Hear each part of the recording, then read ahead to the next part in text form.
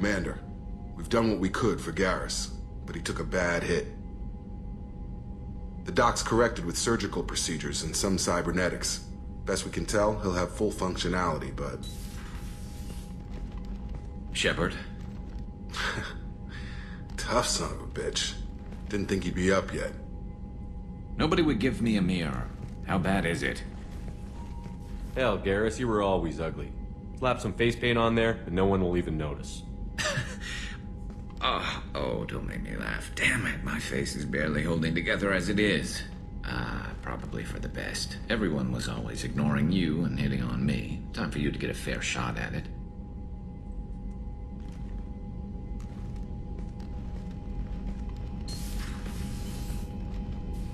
Frankly, I'm more worried about you. I've heard bad things about Cerberus these past few years. That's why I'm glad you're here, Garrus. If I'm walking into hell, I want someone I trust at my side. You realize this plan has me walking into hell, too. Just like old times. I'm fit for duty whenever you need me, Shepard. I'll settle in and see what I can do with the forward batteries.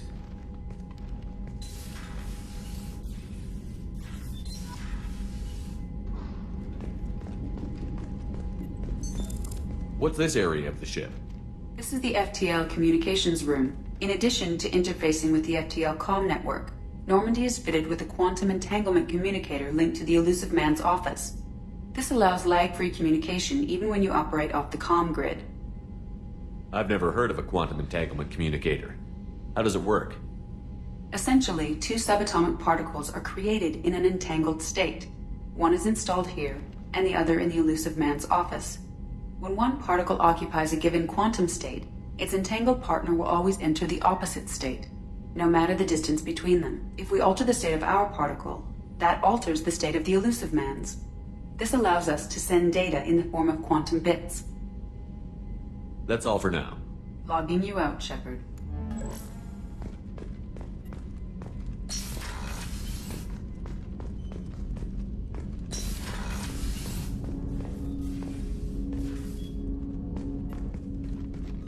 Commander, there hasn't been time to really settle in and take stock. I want to say that working with you is a great opportunity to do something that matters. It's a privilege to serve on the Normandy, Commander. You may change your tune if we end up like the original Normandy. Maybe. As long as the Illusive Man walks his talk, and you do the same, I'll do my best to make sure we succeed. That's been the condition for my service so far. I have issues with certain actions Cerberus has taken in the past. What has Cerberus done to make you nervous? A lot. They've been called terrorists, and with good reason. Doubt you can find a more checkered past. But if the Collector threat is real, and we do something about it, Cerberus will be remembered differently. Or we'll all be tried and executed. Can't count on people thinking about it as hard as I have. It's good to hear a clear opinion. Sounds like we're two of a kind. That honors me more than you, Commander. Let me know if you need anything.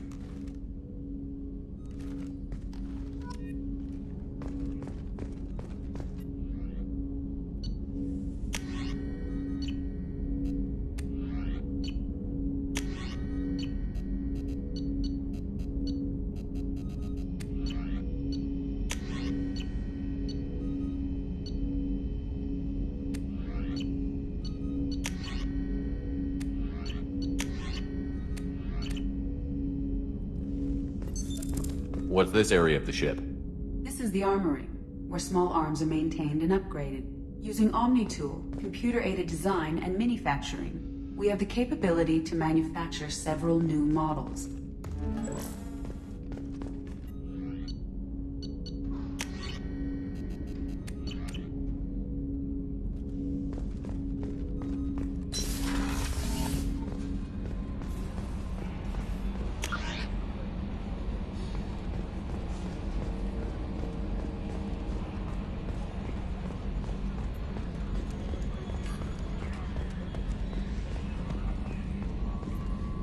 Hey, Commander, we got Garrus back. That's great, because he was totally my favorite.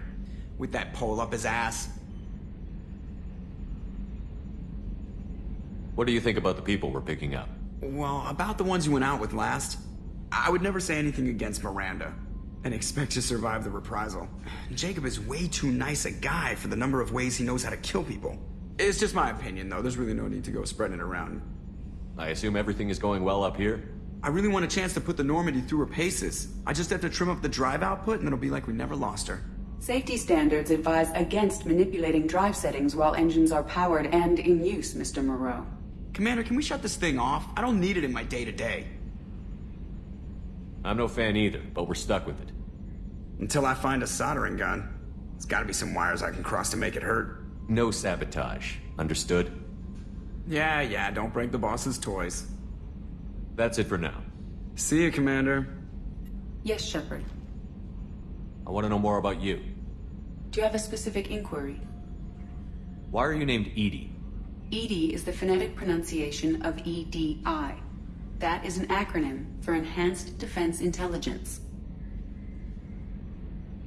Let's discuss something else. Ready. I want to know more about the people I'm working with. Much of that data is classified. Do you have a specific inquiry? That's all for now. Logging you out, Shepard.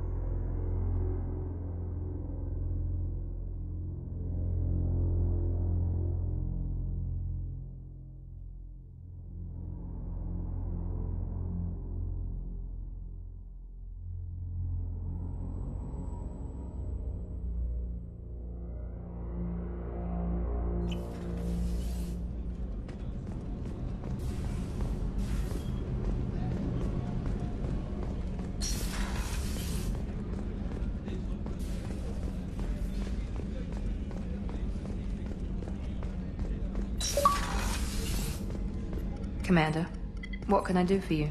You have a minute, Miranda? Of course. I'm just finishing an operation report.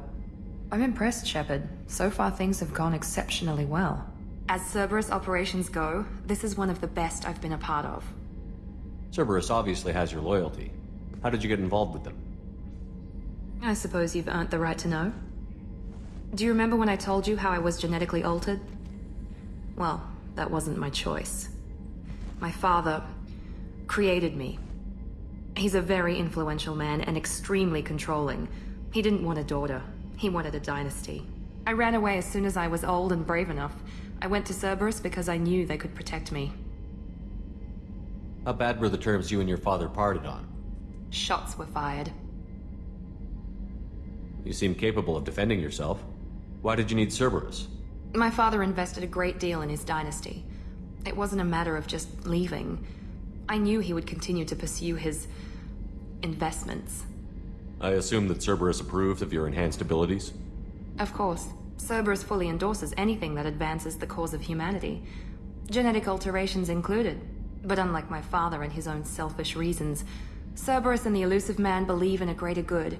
They see the bigger picture, and I feel like I have a purpose here. You talk about yourself like you're just a tool to be used. By your father? By Cerberus? Maybe. I like to know where I fit in the world. It helps me find meaning in how I was created. You are who you are, Miranda. You don't need to make excuses for it. That's easy for you to say. We've both been engineered for greatness, Shepard. The difference is you were great before we rebuilt you. I'm great because of it. Your spirit and personality are what make you great. It's what makes anyone great. That's kind of you. I'm not sure I believe you, but thanks for saying it. You've told me a lot about your father. What happened to your mother? I never had one. Most of my genetic material is based on my father's tissue. His Y chromosome was altered with an amalgam of desired traits from various sources. How arrogant can you be? The man is completely egomaniacal. Just another reason I had to get away from him. You talk about yourself like you're just a tool to be used. By your father? By Cerberus? Maybe. I like to know where I fit in the world. You are who you are, Miranda. You don't need to make excuses for That's it. easy for you to say. The difference is you were great before we rebuilt you. I'm great because of it. Thanks for your time, Miranda. I'll talk to you later. Anytime, Commander.